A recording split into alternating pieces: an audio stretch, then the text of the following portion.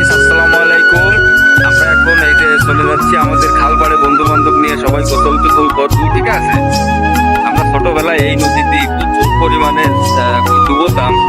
আর এই নদীটা যে সময় আমরা গোসল করেছি সেই সময় মনে করেন আমরা খুব ছোট, আমাদের সেই সময় 8 বছর বয়স। গোসল করতাম তো নামলি আর উঠতাম না। 4-5 ঘন্টা ধরে গোসল করতাম। আব্বু আম্মু এরা যদি আসতো, আমরা সেই সময় এই যে বেড়ি দেখতেছেন, এই বেড়ির আবদালে বলাতাম। সে মনে করেন এই রাস্তাতে যাচ্ছে, আমরা ওই জঙ্গলের আবদালে যে বলাতাম, ঠিক আছে। আসলে খুব মজার ব্যাপার ছিল, খুবই মজা। ছোটবেলায় খুব মিস করি। তা বন্ধু বান্ধব তো মনে করেন কেউ ঢাকা শহরে, কেউ বিদেশে, সবাই এক একজন এক এক দিক চলে গেছে।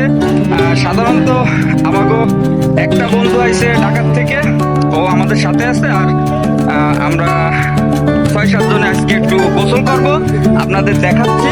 আর আমাদের এই যে গ্রাম, বাচ্চালা গ্রাম। যাই হোক,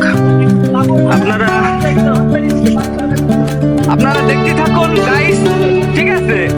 আমরা কিন্তু সেই চলে আসলাম এখানে আমাদের বন্ধু বান্ধব নিয়ে, সেই ছোটবেলা সেই শান্তি চলে আইছি। আসলে এই যে মজা, এই যে মজা গাইস, কোটি টাকা দিয়েও কিনা যাবে না। মানুষের কোটি কোটি টাকা আছে কিন্তু এরকম ফিলিংস পাবে না।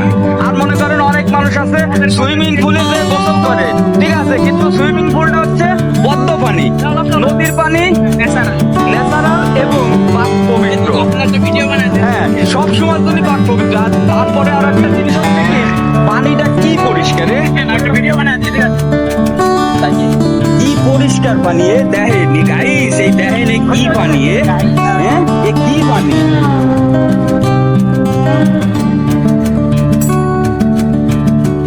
সুইমিং পুলে কিন্তু অনেক মানুষ মুইতে দেয়, স্বীকার করে না। আর এই জায়গা স্বীকার করে না।